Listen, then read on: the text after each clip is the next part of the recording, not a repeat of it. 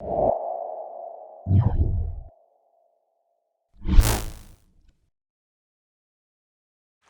how are we doing this evening? Look who we have here. So we're going to make best use of this time together. For me, Cynthia Lopez, as he mentioned, I'm with New York Women Film and Television, and documentaries to me are really the pulse of community. We can't live without documentaries. I was a kid that was brought up with 1 hour of television a day. And so I had to be very careful and selective about what I watched. And I have to say, just in seeing so much of the work that you all have produced, it gives me the chills, actually, because each year I see bigger and better and different and nuanced films that really educate, I have to say, America and the world. So thanks so much for taking the time to be with us today. So let's start. What does documentary mean to you? Wow. Betsy. Yeah. You know, I have loved documentaries also for a really long time. I remember even, watching World at War, and then the kind of storytelling in 60 Minutes. But I was really, I think, blown away when Steve James did Hoop Dreams. That was the moment for me that I went, oh my goodness, look at this film. I mean, it's such an amazing story, and it's telling something so important, but it's doing it in such a dramatic way.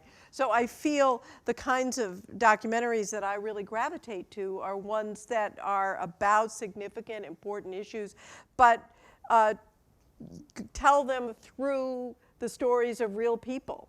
And that's what I love to watch and try to make.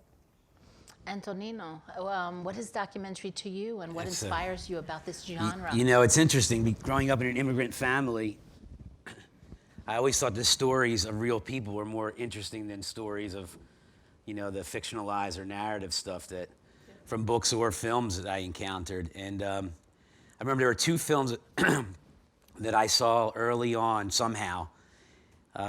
One, because I was seeking out Italian-American artists, and that was Emile D'Antonio, the great documentary filmmaker. He made a movie called In the Year of the Pig, and I just couldn't believe that this film was made. And it was this film about the Vietnam War, made during the Vietnam War in 1968, that he took around the campuses to try to galvanize support or opposition to the war. And I was just like, this is amazing, because it was expressing viewpoints that were not being expressed, in the news or in people's homes in a way that reflected really what was happening on the ground.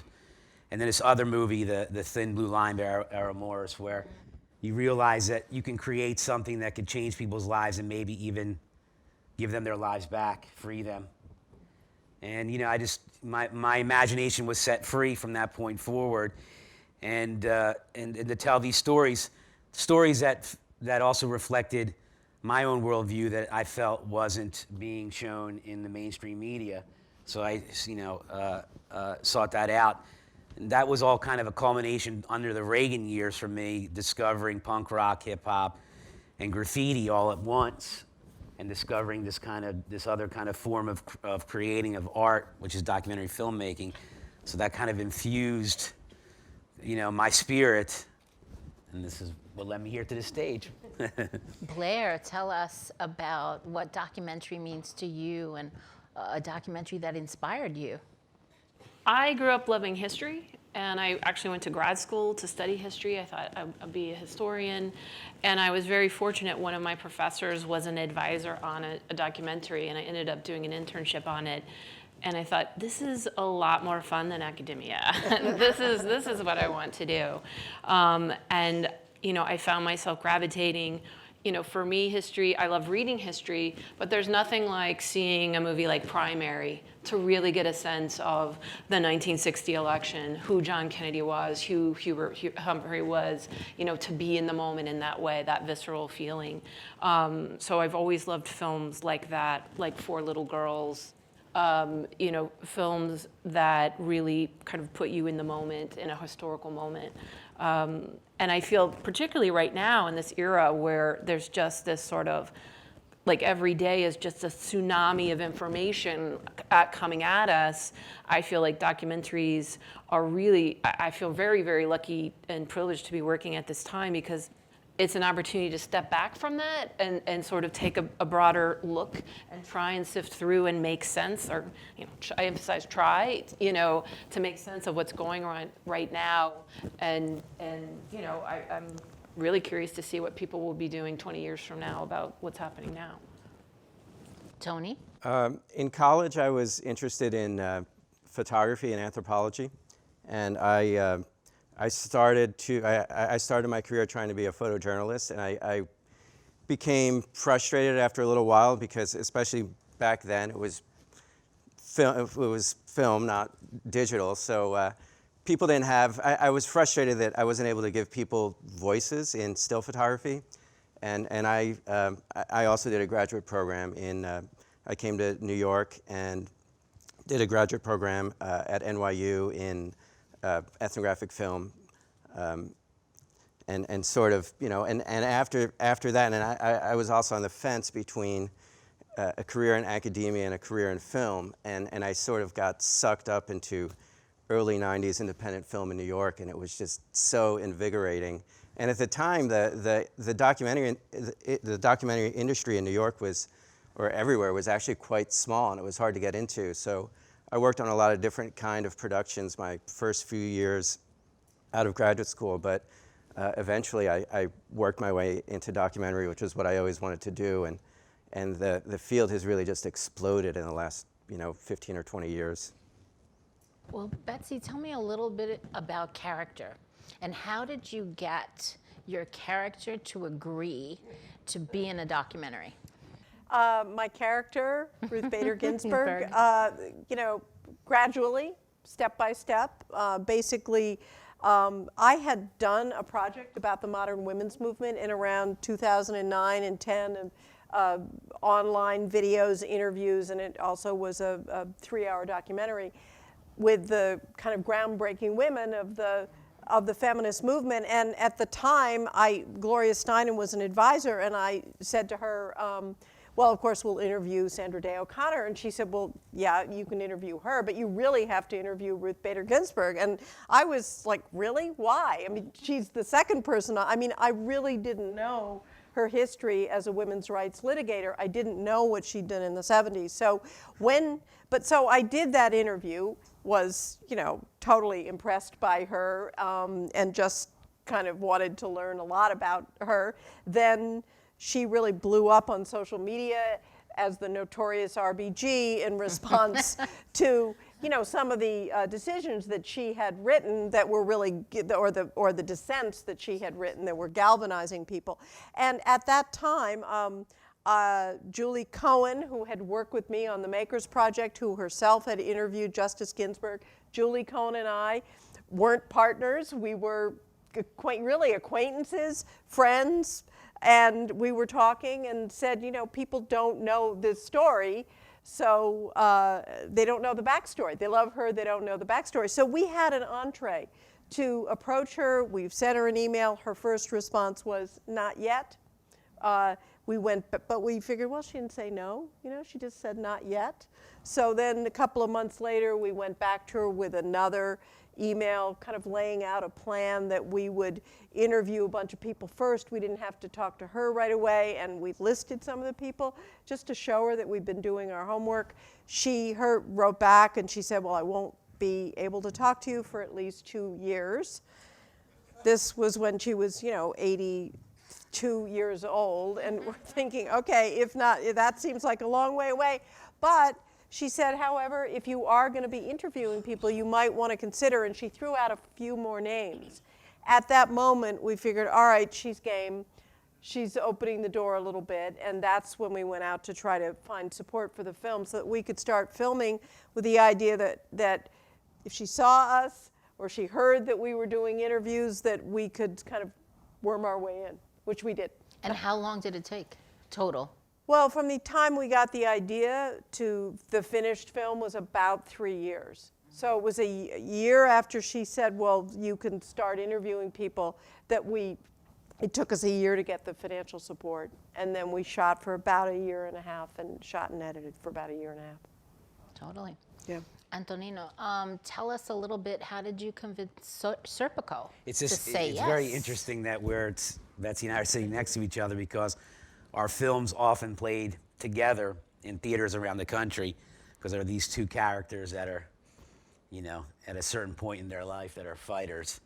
Serpico, the interesting thing about getting Serpico was he was kind of the, the white whale in the film world, meaning that many, many prominent filmmakers had tried to make this documentary for about 35 years. And ironically, the Weinsteins came closest to doing it 20 years ago, and luckily that didn't happen. And quite frankly, one of the things that really got me, that got us connected, is that he liked my writing, because I'm also a writer. And he had read my Johnny Cash book, and he'd read some of my articles, particularly some of my Nation articles.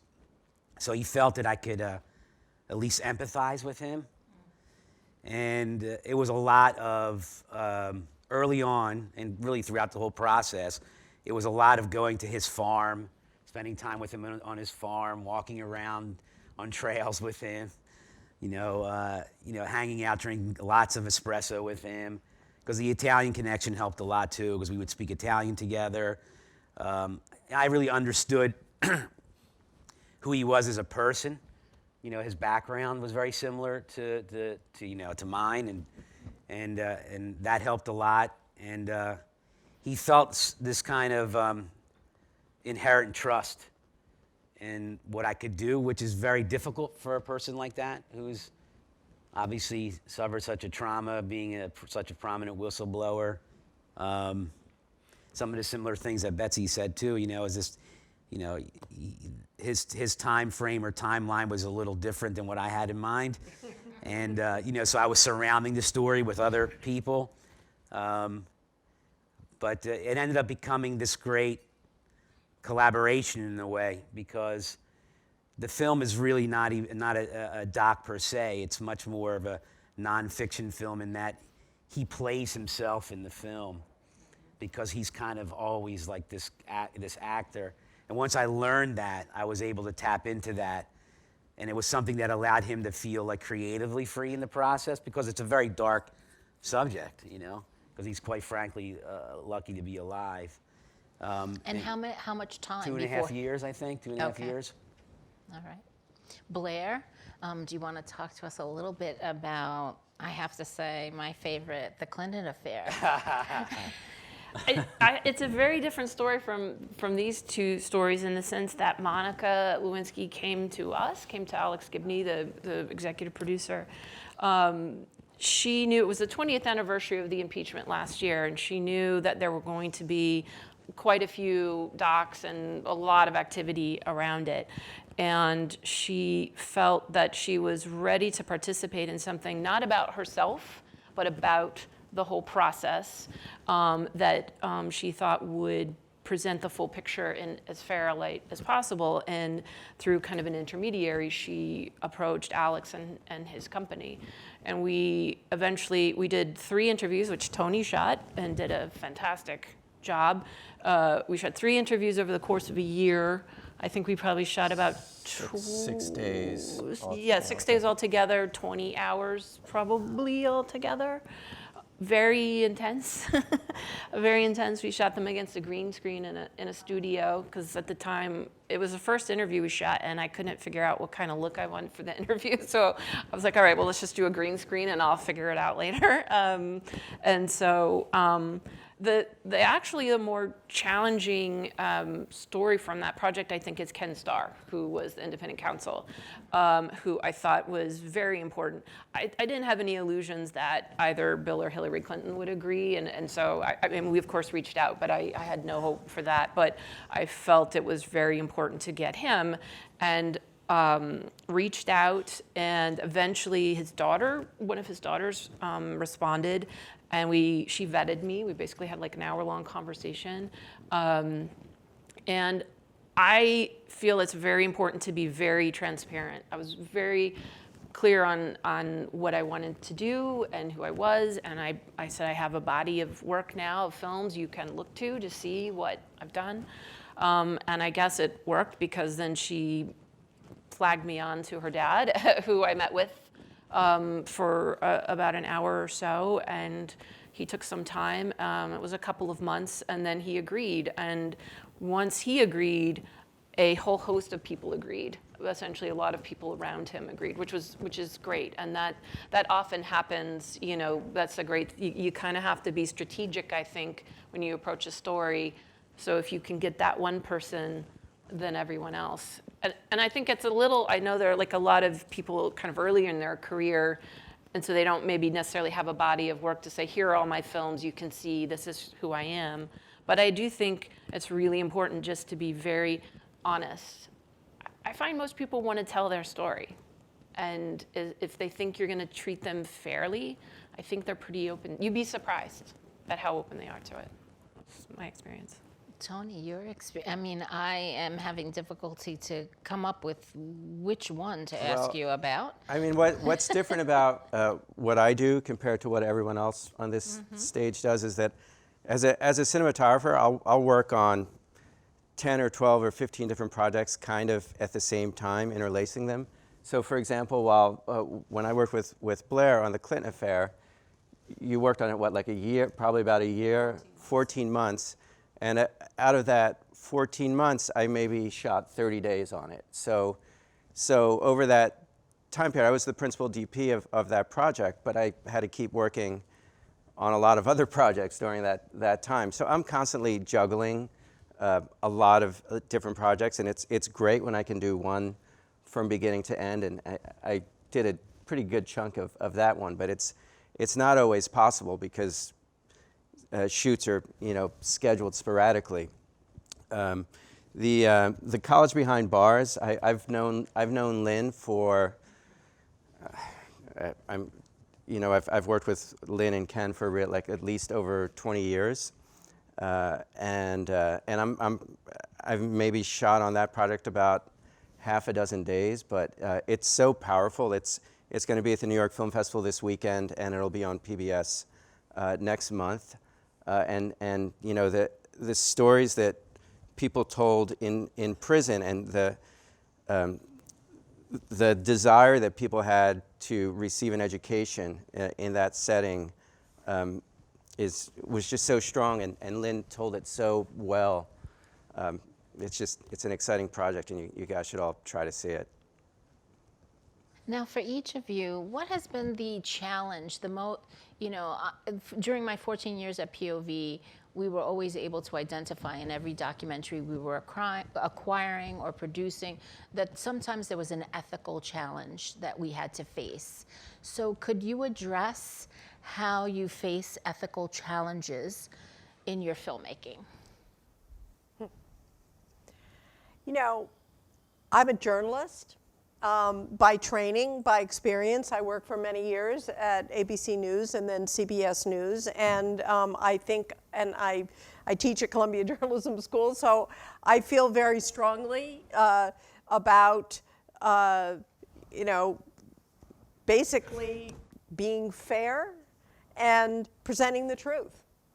That's what I think documentaries should be doing. Obviously, I mean, there are many nuances here and many situations that you face in which you're thinking, okay, what's correct and what's right, what's ethical here. But I find you kind of know, when you're crossing the line, when you're not giving people an opportunity to tell their side of the story, when you are going in with a preconceived notion, and I find sometimes my students will do this. Often they know what the story is, and it's good to have an idea when you go in, but you also have to be open to discovery and open to people who, maybe don't have the same point of view that you do. So, I try very hard to be fair. For me, when I think of ethics, I think also of how I'm working with my subject, because a lot of the times the subjects I have that I'm working with, whether it was Johnny Cash or even the members of the Clash, or now in my new film Roberta Flack, there's something that's happened in their lives that if you don't treat it with sensitivity or grace or openness and with an open heart, that it can come off sensational or exploitive. Serpico is a great example because I was taking him to a lot of the places that he had never been to since, like I took him back to where he was shot. He had never been there since he was shot. Now that's a big ethical question to do that. Do I do that? Him and I talked a lot about that. We had therapists involved in the story too. But one of the things I always talk to my team about is that, one way to also decide what's ethical is there's the two paths. There's the hard path or the easy path. Generally, the easy path is an unethical path. You're going for the low-hanging fruit of, exploiting, bringing Serpico out for all his emotions and getting that on screen rather than are we really trying to discover what happened the night of the shooting, which we ended up discovering all this new stuff that no one knew about. And I think something Blair said that earlier, which I always talk to the young filmmakers that come work with us at La Luta, which is do not lie. Do not lie to try to get people to be in the film. Do not lie to try to get the stories. Do not lie in telling, to try to get funding. Because also, you have to tell a lie 1,000 times. So if you want to just do, you don't even have to, if you don't even want to be ethical, but it's like, don't do the hard work of like lying. But it's much better to always aim to be as ethical as possible because then the door's open. I have to say, again, from my perspective, even publicity folks, I would train some folks and I would be like, that's a lie, that's not accurate, that's not in the film. And people would say, no, but that's just embellishment. And I was like, no, that's a lie. That's not what the filmmaker intended. So at every stage of the distribution of the film, also being ethical is so important. But Blair, your challenges or your example? I think I approach it more because I love history. I sort of feel like if you're doing something like the Clinton affair, this is a historical event, and there's a kind of fine line. The Clinton affair is sort of 3 stories wrapped up in one, and it takes place over the course of several years, and so overall, we sort of play with chronology a little bit in a sort of non-linear way, which I'm comfortable with. We ID the years, and I think overall you can have a little bit of a non-linear style. But at the same time, so one of my editors put together a sequence. There's a moment when Ken Starr resigns, and it's a big moment, and they had put together this scene around that, and it was sort of bookended by a very famous incident I'll refer to as the blue dress incident with Monica and the president. And it was an amazing sequence, and my editor had put this together, and it was just great. And I was like, this is fantastic. But I was like, I don't think the timeline of this is quite right.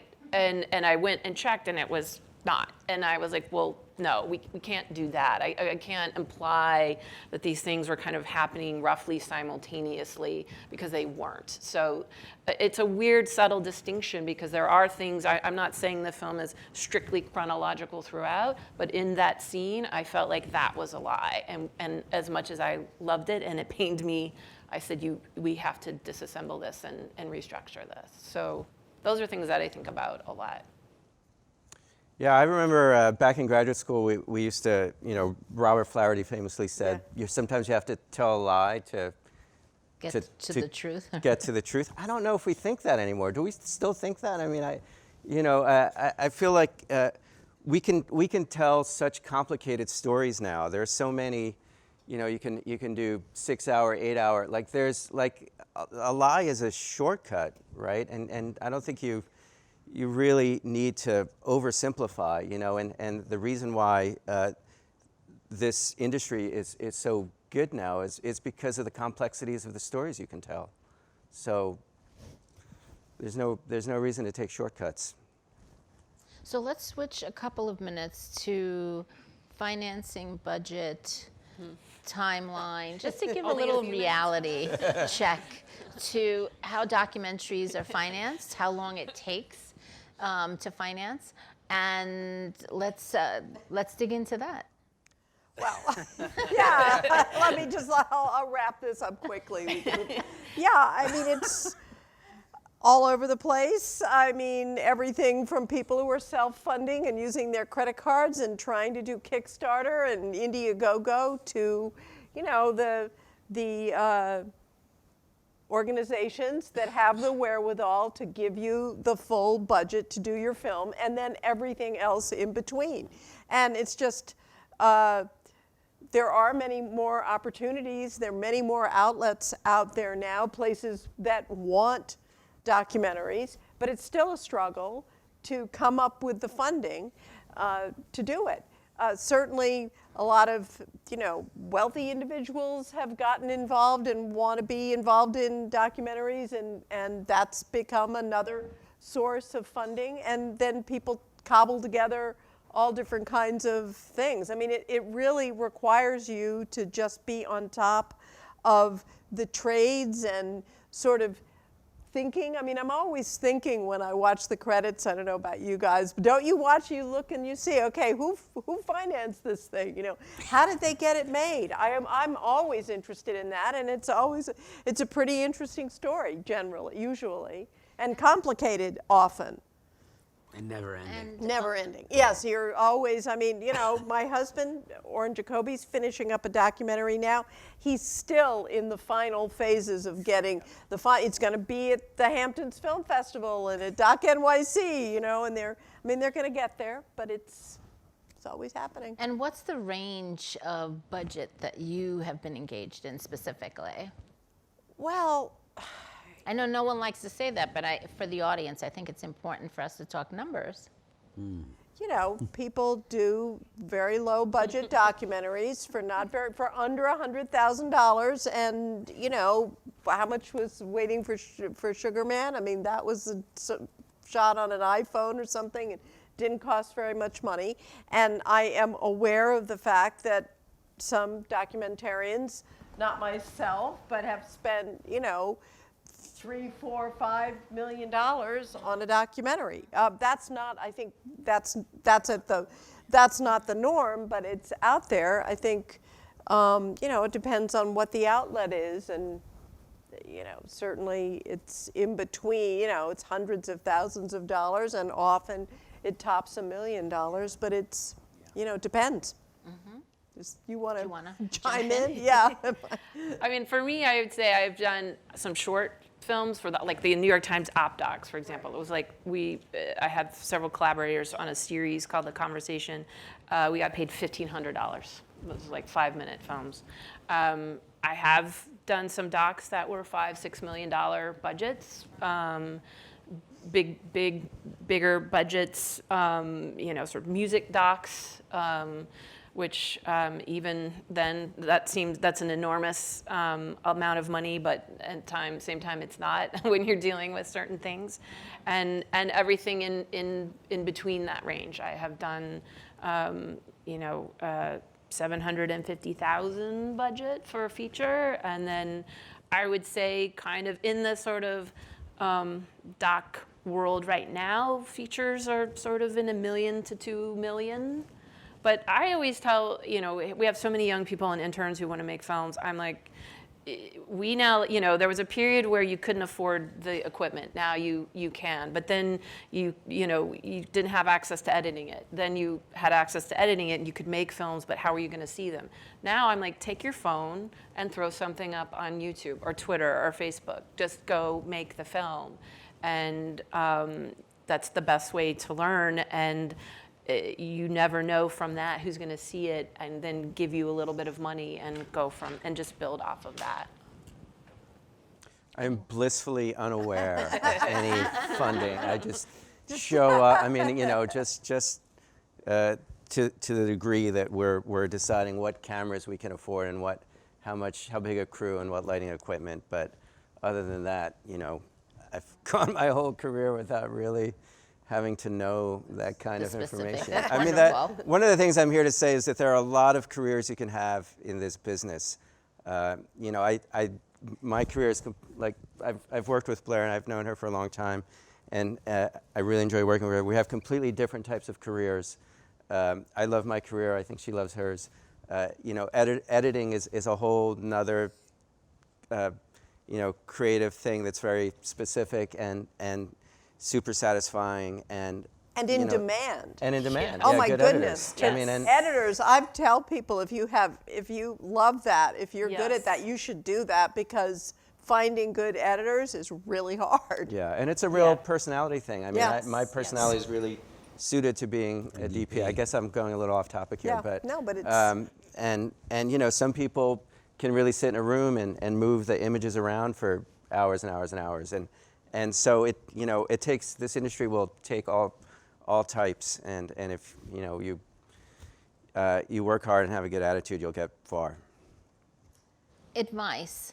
If you had advice to give to another generation of filmmakers, what is the one thing that you would say? If you were on a plane and at an airport and you were running to catch the plane, only had a few seconds to say, this is what you should think about. Do I have to go first again? No, I will spare you. I have one thing I could say, which is you got to really want to do this. You got to really, really want this. It's not for everybody. And it's very hard. It's very demanding. You have to have a passion that is going to drive you through the tough times when things are not going well, because always stuff happens. There are always problems. And, you can go through a dry spell. You can just have really tough times. It's not a straight path. And so you've got to really want it. I mean, the thing that I always tell, I had like a non-traditional route into this world because through some personal circumstances, losing my father when I was young, I decided to go to school for finance. I was a financial analyst for 2 years. Which ended up being a great help in this business. What I always say to people, though, is, especially young people, is that if you have a true vision to tell a story, then you have to do everything possible to do that. And as Blair said, there are ways to do that a lot more easily than even when we started. And essentially, that's what I did to kind of get back to the funding, is I had written a book about the Clash, and I started assembling a film about it myself, just like on Super 8 and stuff that I had around. And I happened to be at somewhere in San Francisco at a media thing. They showed like a 10-minute thing I'd put together, and someone wrote me a 6-figure check on the spot to do the film. So you've got to be doing the work all the time. And right now, you saw a teaser for my docuseries. We have 6 projects that we're in production with right now, just because it happened that way.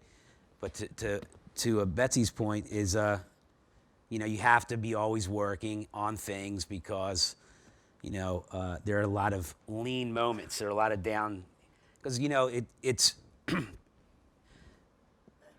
the cost of making the films, no matter, even if you're making something that's a little bit more inexpensive, is still high relative to other things that you can do, rather than, like, say, painter or even a musician. And you have to keep that in mind in terms of trying to develop as many things as possible that could potentially appeal to different funding sources, so you can bring that money in, whether it's grants from Ford Foundation's Just Films or POV or patrons that might like your work. Or so you have to be just as creative in the financing as you do in the making of the work. Any additions to that? I would just for me, the hardest part was, if you want to be a doctor or lawyer, there's a very clear path to that. And there's no path. You have to create your own path to being a documentary filmmaker. And that was really terrifying and really difficult. And it took me a long time to do that. And for me, it was following my passion, which was history, and being a researcher and being knowledgeable about history and starting to learn about archives and things like that. And I think the skill set that you need to forge your own path is the skill set you need as a documentary filmmaker. You have to be a hustler, you have to be kind of ingenious, and you have to be strategic, and you have to know kind of where to dig and where to push forward and where not to, and you have to figure it out for yourself. And that's a really hard sort of non-specific advice, but I would say, first and foremost, kind of there's as many paths to being a documentary filmmaker as there are filmmakers, which I actually think is a very encouraging thing. And I think what you're doing right now is the right thing, like going to hear other people, introducing yourself to other people, trying to intern. I'm actually not a very good networker, hustler type. Tony can attest that that's not my favorite thing to do, and if I can do it, then trust me, you guys can do it. So I think you're already kind of partly there. So I'd say, when I started shooting, sometimes when you're starting out, you work on things that are not so great or you're not that excited about. Reality TV, like all kinds of things. But I would try to learn something, like try to do something every day, no matter what I was shooting, that I could use and I could take to a project that I did care about later on. So, always, like, never, if you're working on something that you're not excited about, don't just go through the motions. Still try to get something out of that. Yeah, that's good advice. So next, what's next for each of you that we should know about? Let's start with Tony. I just finished shooting a series for CNN that I've been working on for a long time called Death Row Stories. That sort of has wound up in the last few weeks, and since then I've been doing like 10 different projects. I don't know which of them is going to take off, and I can't talk about any of them because now we sign NDAs for everything that we work on, and we literally can't talk about anything that we work on. Can anyone else talk about something they're working on next? I've actually been taking a break, and I have been sort of trying to develop some stuff. There, unfortunately, isn't really something I can talk. I was saying earlier to Betsy, I've started teaching a class at Columbia this fall and producing documentary. So that, I feel, is my current project, and it's been really exciting and fun. Antonino? I'm It's doing like 7, 8 things or something. I'm doing a narrative project that I can't say who it is. That I actually just signed 2 pretty big stars to be in, which is cool. And the film doesn't cost that much to make, thankfully. But I have producing a documentary on DiFranco, the musician. And I'm producing and directing a documentary on Roberta Flack, like iconic musician. And 2 docuseries, one that you just saw there about soccer, which is going to come out in January on BBC. And I guess, I'm not sure who's going to put it out here. I can't remember. And a docuseries with the NBA called The Play about mental health. I'm working on 2 documentaries along with my directing partner, Julie Cohen, and I have going to continue doing films. And, we realize that there are an awful lot of stories about women, under-recognized women. So both of these films are about women, one of them known, but maybe not known as well. The whole story is not known, and another who really you probably never heard of. Anyway, also, I can't really say what they are, but they're women. Okay. Before I go to question and answer, I always like to ask, if you were hiring someone in the next bit, say, what is the one thing in that interview that you want to make sure the person gets right? I want to make sure people are willing to learn and work hard. Be open-minded about. You don't want to show up to a job interview and transmit the idea that you already know, everything about what it is that you're going to be doing. Just show that you're willing to learn and work hard, and I think that's, we all do that in this business all the time. That's I feel like 3/4 of the time that I'm working, I'm learning about incredibly fascinating things. I feel like I've never left college in a way. You're always getting a master class, and so just be open. Just show up and be open.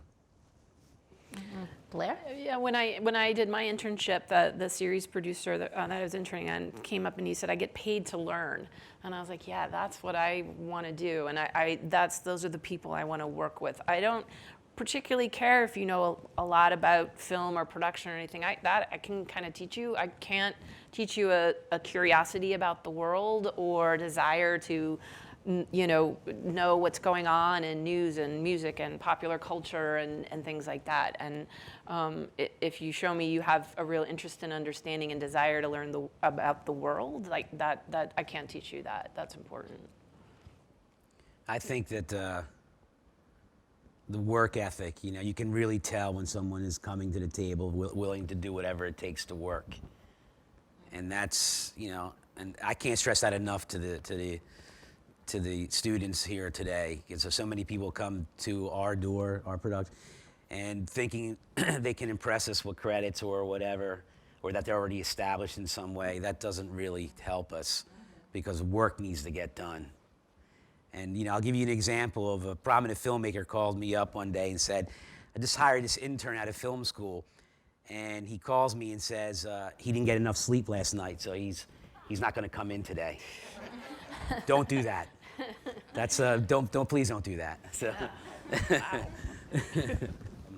Yeah, and I think, you have to be a curious person, and if you're going to come for an interview, do your homework, have a good conversation, ask me about RBG in a way that seems like you know what you're talking about. I mean, just it's so easy compared to the good old days that we all remember to go onto the internet and just do some research on the people that you're talking to. If you don't do that, and you ask some uninformed question or something that you could have learned by just looking it up, I mean, I'm like, okay, that's not a good that's not a good sign that you're that you're really thinking and that you have some knowledge, not just about, I don't want to be flattered about my work, but just that you have a knowledge of the landscape and that you can have an interesting conversation about this field that you want to go into. I mean, if I say to you what documentaries,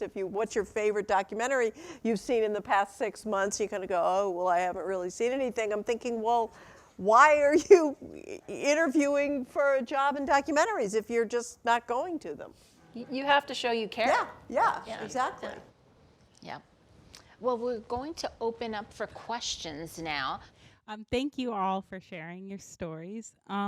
My question would be mainly for you. As a DP, how do you think, or how do you hire DPs, and how have you managed your career? Do you think that a lot of it is real, or your work, or your references, connections, all of that? I'm And your kind name of, is? Brittany. I'm kind of old school. I've been doing this for so long that I don't really have much of an online presence. I would not recommend that you do that. Definitely put up a website, get a reel, but also it's a very, this business is very personal. So meet people and work with them. Meet as many filmmakers as you can. Thank you. Thank you.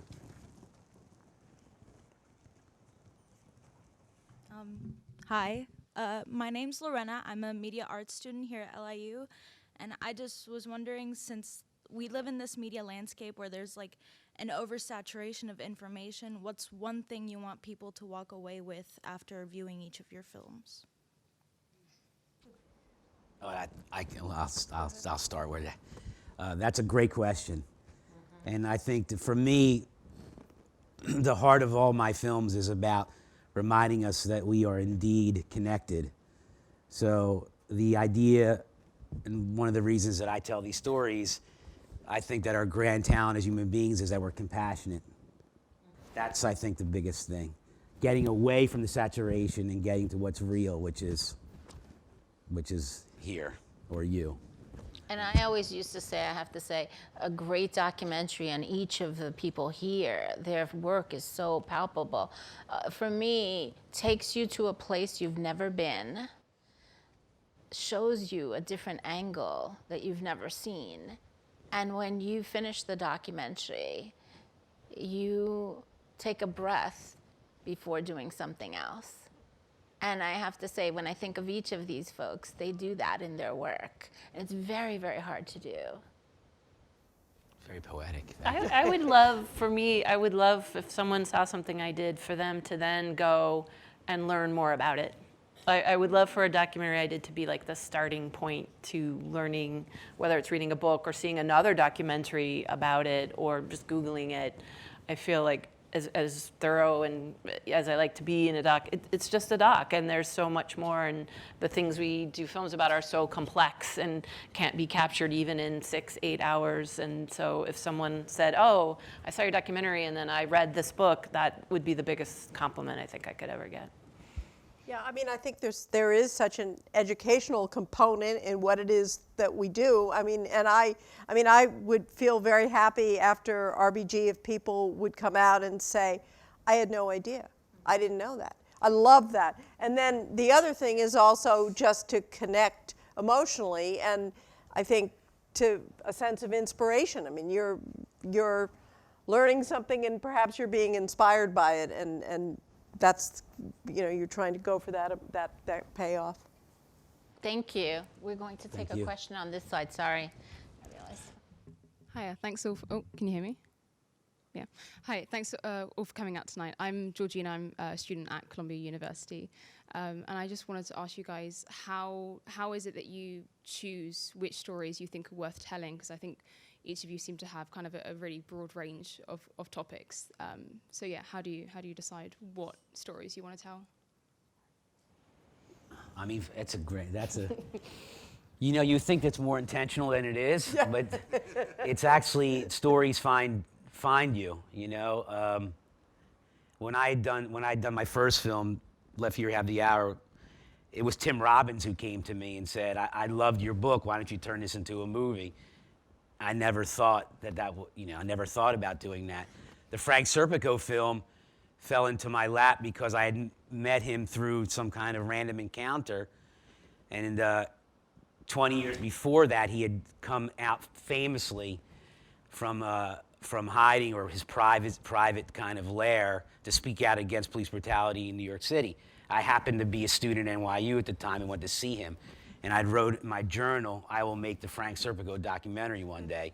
Forgot that I did that. I was going through notes and I found that. So sometimes it's like this kind of other thing that draws you, and it's hard to explain. But it's all, I think, a raging curiosity. A lot of the elements of cultural anthropology, history, of seeking the truth, all that stuff is embedded in that. But also like telling stories that remind us that we are connected, that this story that happened 50 years ago is just as relevant today. So that's my little spiel.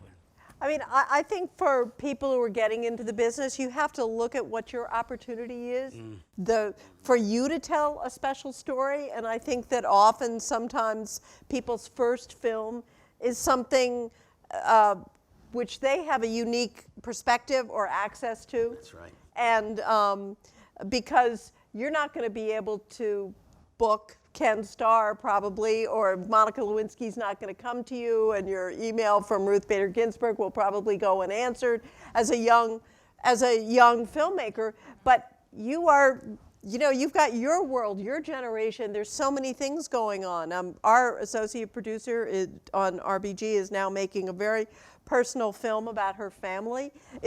I just saw a rough cut of it, and she has. I'm not going to say what it is because I don't want to blow her cover, but it's fantastic, and no one else but she could have done that. So I think you have to be looking at your own life and thinking, and the people that you know, and thinking, gee, do I have an opportunity to do something here? It's a way to start. Mm-hmm. I have to say, at POV, we are co-producers of Food Inc.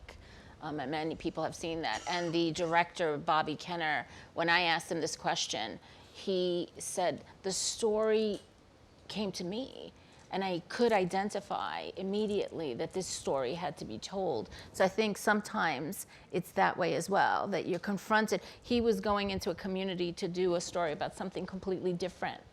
And he was open. Someone said on the panel that you have to be open to learning what you'll find. So I think that's true. Thank you. Thank on this you. side? Wow, these are bright lights. Hi, my name's Anika. So my question is, was there ever a time you decided you might have gone on to another career, and for instance, what made you make that switch from not being a financial analyst anymore? Are you thinking about?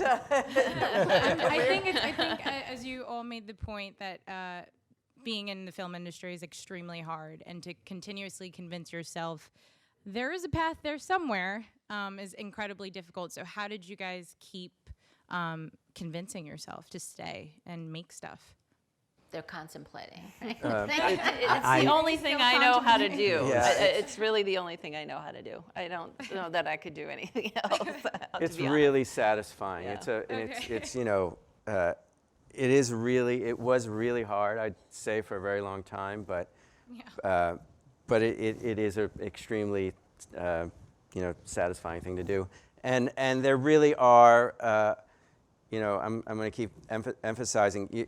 There are a lot of ways to earn a living in the film business while you're learning to be a director or producer. It's an industry you can work in. There's work in New York in a way that there didn't used to be 20, 30 years ago. So you just got to keep plugging away. And if you want to be a financial analyst, that's okay too. Yeah, thanks. What are you interested in doing? Oh no, flipping the question on me. Probably produce and write. Oh, see, I'm always looking for good producers. Oh, So that's good. I mean, well, that's I'm the other in the thing is, industry right now, so.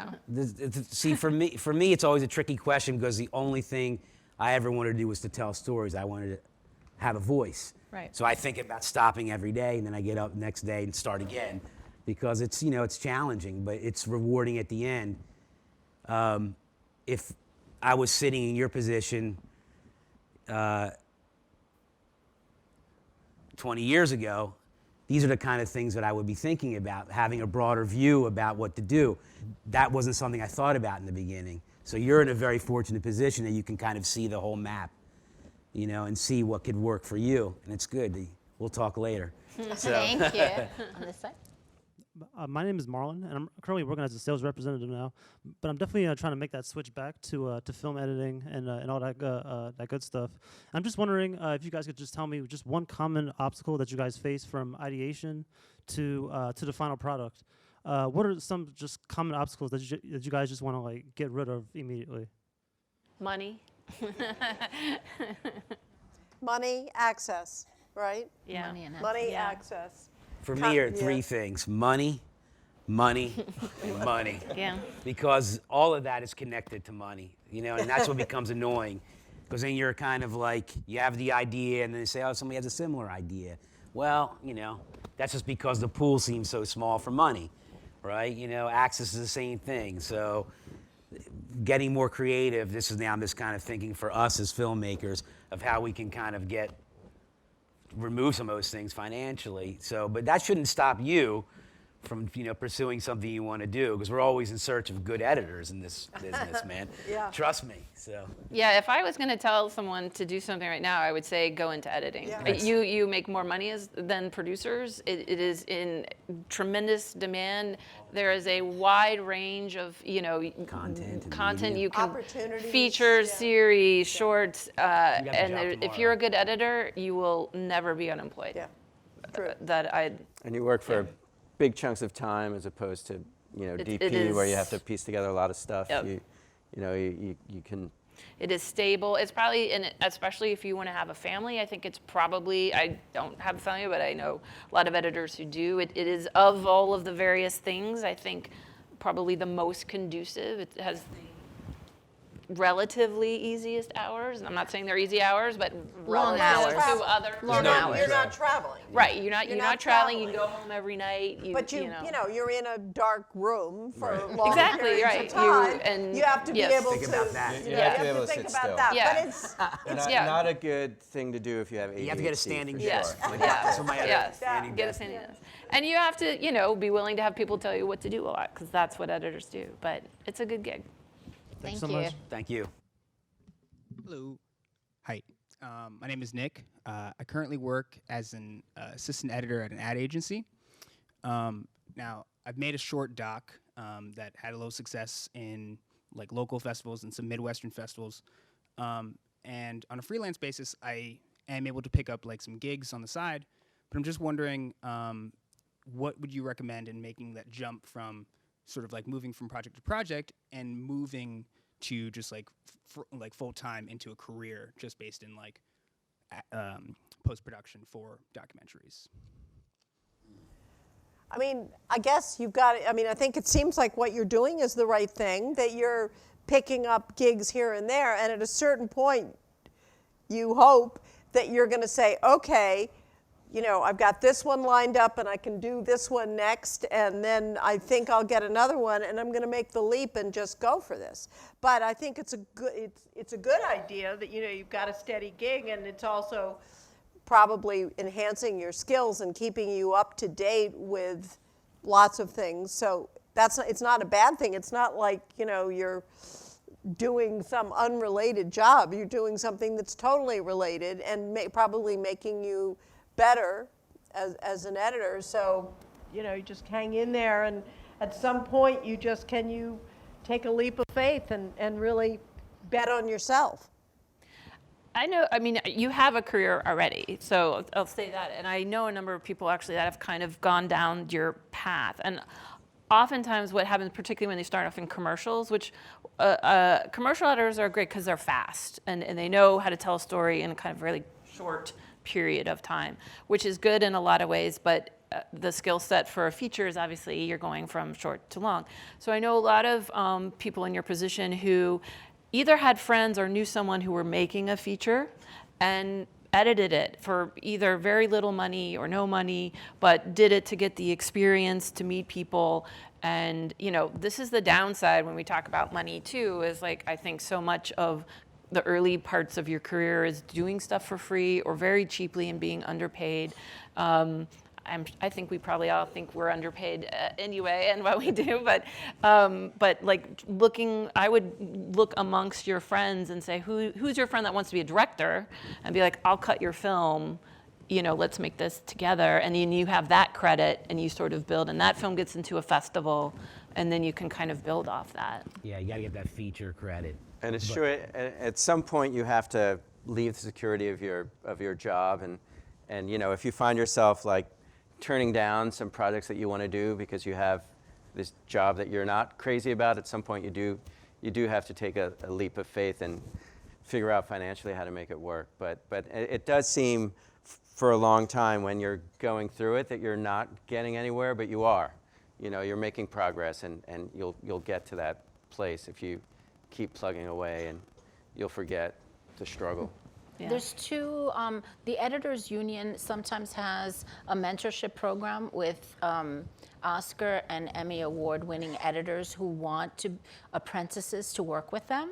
And so you should look at the Editors Union website for those opportunities. And then it's the Association of Independent Commercial Producers also are always looking for the opportunity to do short, you know, because they're doing commercials, to get editors to work on really interesting projects. So you should look at that website as well.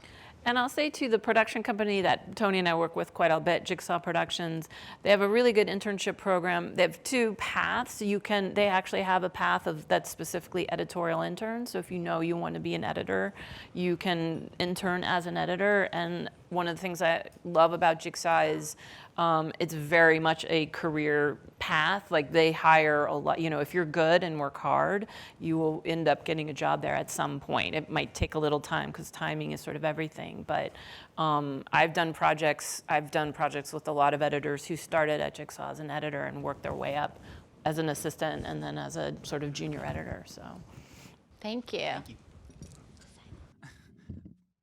Okay. Being that there's so much fake news that flies around these days, and it can be hard to get to the truth of the story, which is what we all want. And even though you may not get the full truth, what would be the best way to just get to the crux and still get out there to the audience?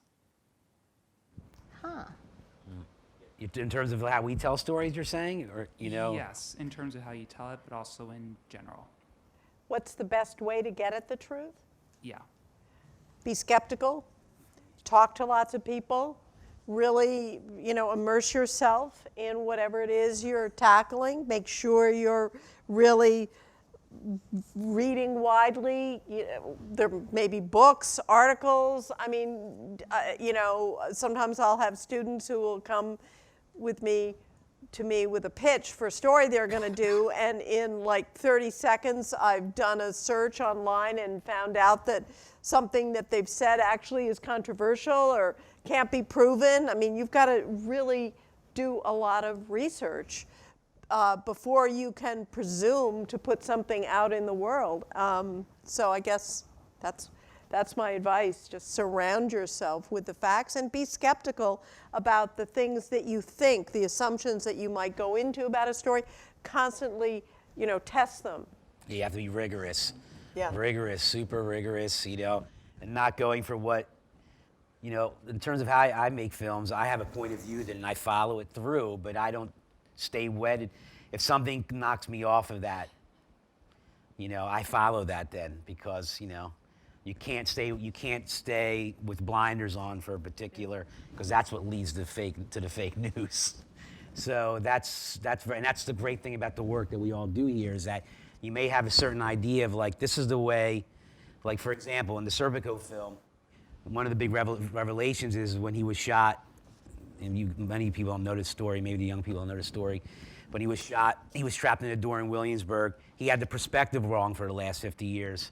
So when we took him back to the scene and reenacted it, he discovered he had the perspective wrong, which changed the whole thread of the story of what had happened to him that night.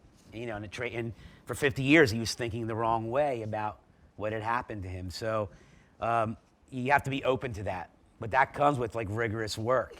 If you're doing rigorous work and you're doing again, everyone here has an element of that with their cultural anthropology or the history or journalism, which is you leave yourself open to these discoveries, which would get you closer to what might be the truth. I thought on the Clinton affair, it was very important. I kept telling the team that, I mean, look, let's be honest, most of us were people who, I voted for Bill Clinton, were liberal, and I would say we would be, it really kind of tested a lot of things that we were learning about Bill Clinton that were things we weren't particularly happy about. And I would say, take this set of information and instead of thinking about it that it's Bill Clinton, put a Republican there. Not even Trump necessarily, but put a Republican there. And do you still think about it the same way, or do you think about it differently? You have to kind of constantly test your own, I think, biases and preconceptions about things. And when we were presented with a set of facts, and if you were to say blindly, if this was a Republican or Democrat, I'm kind of equally appalled by these set of facts, no matter who it is, then that's important to acknowledge. So we do a really, I'm sure you guys do too, we do a really rigorous fact check. So we take a transcript and we go through, and some people will hire outside fact checkers. I use people internally, and we have a footnote, and my approach comes sort of from my history background. There has to be 2 separate sources for each fact, and they have to be sources not from the Google, I introduce my team to things called books, and and they're usually, there has to be one source that's from an actual book historian or journalist or something. So as much as you can trace things back to a source,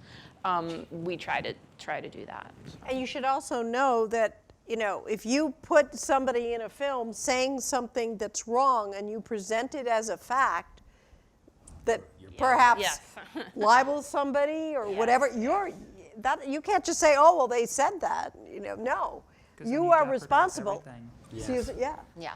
At POV, again, we had, in addition to everything that they're talking about, we had 2 lawyers going through to make sure it was factually correct and accurate.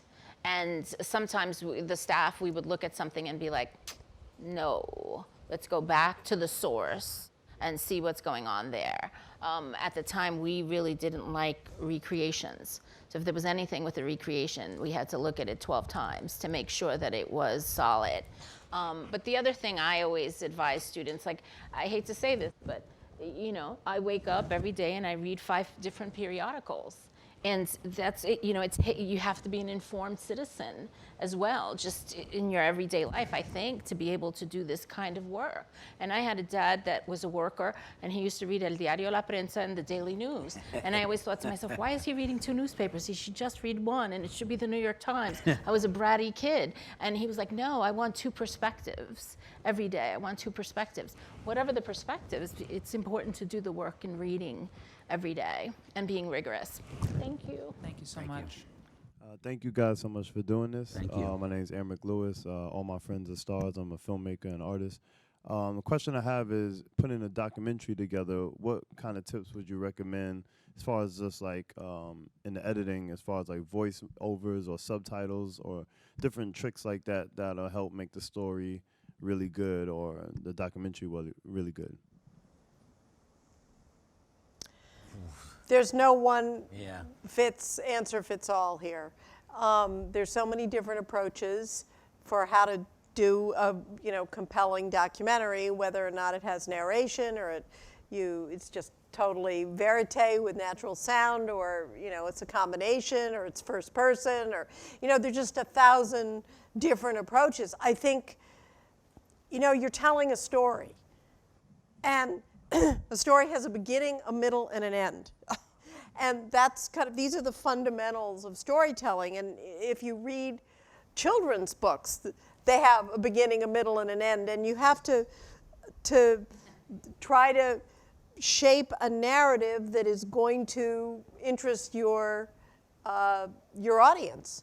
And there are a lot of different ways to do it, but I don't think there's no one right way with those kinds of, as you say, techniques. What I would say to you too is that this is the exciting part, because you decide at the beginning, do you want to use text? Do you want to use verite? Do you want to use and then that's part of your vision for how you make the piece.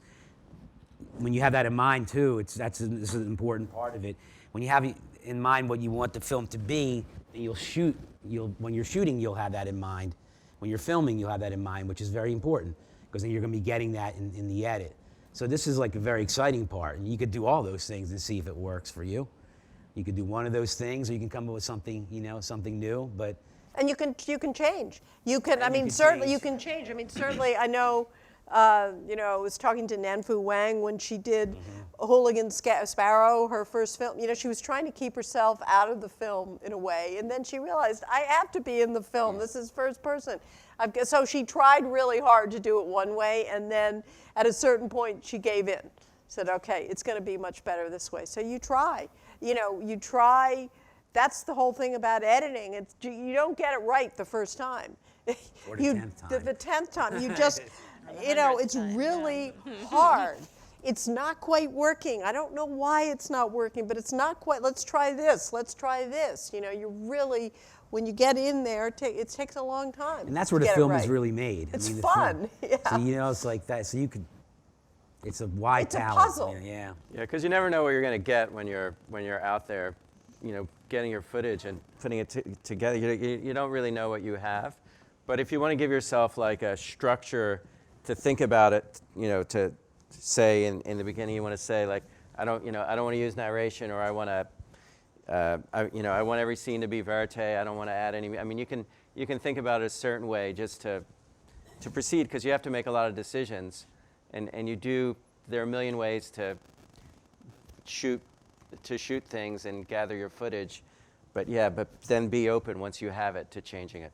Thank you. I would encourage you to, sorry. Just very quick, I would say you might be doing this already, but I would encourage you just to kind of watch as much as you can. I think if you're first starting out too, you can just be like, oh, I want to do something similar to that movie, or this, or they did this in this film and I liked that. I want to try that. At least when you're first starting out, look, there's no kind of original story. We're all telling the same stories over and over, but you are the only person that has your perspective. So feel free to kind of, when you're first starting out, sort of see what else is out there and use that to build off your own story and your perspective. Yeah, that's right. Great, thank you. Thank you. Last question. Hi. Hello, my name is Sonia. Thank you very much for this panel. So you've talked earlier about giving people the opportunity to tell their story fairly, and then also you've mentioned before about thinking of a way of telling a story in a way that people who might disagree with you would also maybe understand it and enjoy the film. So my question is, what role does the audience play in your thinking about when you're making a movie? Like, do you have a specific audience in mind? Is it more general? Do you think about them often? That's a really good question. For me, on a lot of the films that I've worked on, it's tough because I think, so for the Clinton affair, I lived through that. There was an audience I knew who had lived through that and felt they knew the story. And I was sort of coming to them and saying, you think you know the story, but you don't. But they knew the basic facts. Then I was hoping I was going to reach an audience that was your age and was not even born and was hearing this story for the first time.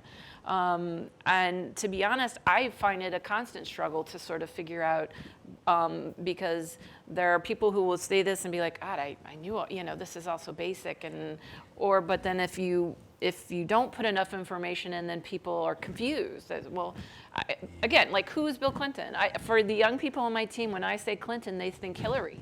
They don't. When you say Clinton to me, I think Bill. That's the first thing that comes to mind. And so it was like, well, how much of a background do I need to tell people about who Bill Clinton was? There are people who watch this and be like, I've seen this a million times. And there are young people who are like, oh, Bill Clinton was president. He's Hillary's husband, And so it's hard. I honestly, I don't think I've figured that out. So it's a constant battle. I mean, I felt this with RBG. Julie and I wanted to tell a story. At the heart of the story is how the Equal Protection Clause of the 14th Amendment was used by Ruth Bader Ginsburg to help protect women. I mean, it's a story about constitutional law. But, that's a little tough pitch, right? Tough pitch. You don't really go in there with that as your pitch. And you're trying to, we were trying to make a film that did justice to that really told that story accurately so that lawyers in the audience watching it wouldn't say, oh, they got it wrong.